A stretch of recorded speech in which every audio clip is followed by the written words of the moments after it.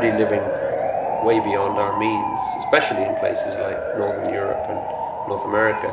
At the current levels of consumption, we need 2.1 planets to sustain 6 billion people at the current lifestyles.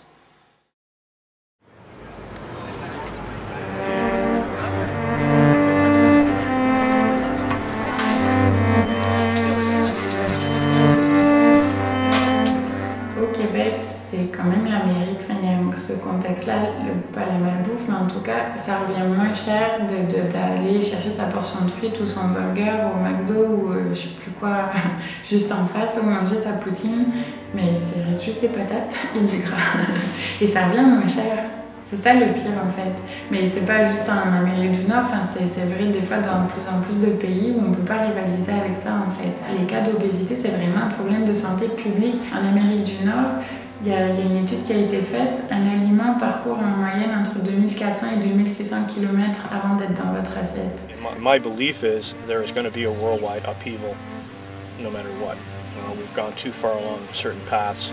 We're too dependent on oil and oil technology, oil-based technology to not have some sort of trouble in the near future.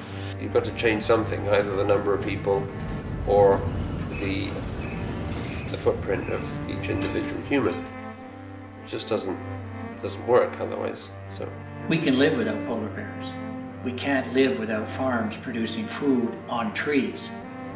We've got to shift all our agriculture, even in Europe. So the sooner we start preparing for that, the sooner we stop depending on importing food and importing things that we could produce here ourselves, the easier the transition will be.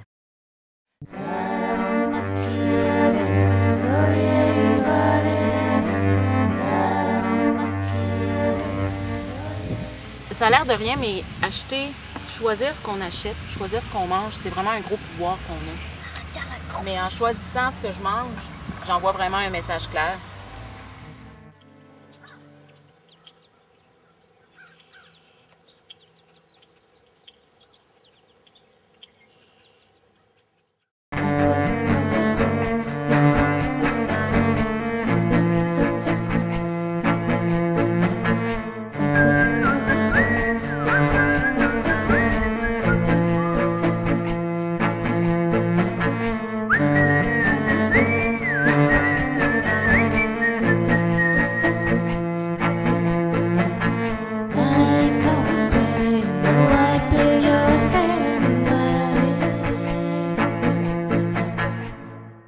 So you have to be the change, and that's very hard because people don't know what they want to change into.